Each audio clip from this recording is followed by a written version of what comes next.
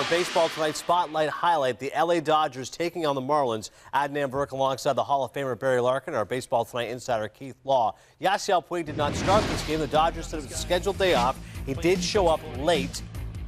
However, he would make an impact. Oh boy, it was a big one. That's Jeff Mathis there, the base hit off Brandon League. Justin Ruggiano scores. Don Mattingly pulls a double. Puig came in defensively and then offensively. First pitch he sees, 12th homer of the season. Hitting .630 on the first pitch that he sees. Nice job of putting him in a situation where there was a bad situation early in the game, knowing your personnel, putting them in, making an impact. That's what he does. The Dodgers improved to 20-3 in their last 23 road games. Adrian Gonzalez also 3 for 5, a double and an RBI. He was 2 for 11 in his previous 3 games. But you talk about a guy who has a thirst for the dramatic. Yasiel Puig is that.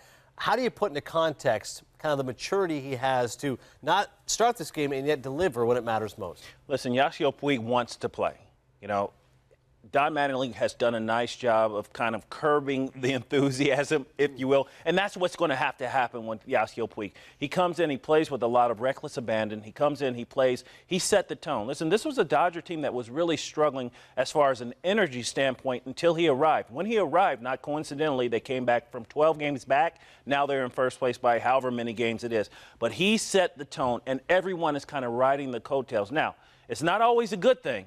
He does play, he does make a lot of mistakes, but he comes out and plays with energy, and that's what this team needs. I tell you, the thing I worry about with Puig is at some point he's going to hit an extended run of bad luck, just some kind of struggles. It's inevitable. Happens to every player, no matter how talented.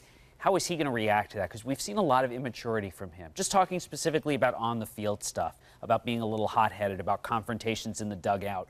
What's going to happen when things aren't going so well for him on the field? And I think that'll be a huge test for his teammates and for the coaching staff as well. You're absolutely right. An incredibly passionate player, but that's exactly what they want. You know, Don Mattingly wants him to go out there and play as hard as he can, and he is going to be frustrated. That's the way of the game, but that's when his teammates are really going to have to rally around him and really be tender with him and say, listen, this is part of the game, and you as a player, your responsibility is to mature. So you're not going to be allowed to make as many mistakes as you are right now. Many of his mistakes are physical, but they're physical because he's making a lot of mental mistakes. And when he matures, he won't make so many mental mistakes. Teammates being tender, just like how you are with being absolutely tender.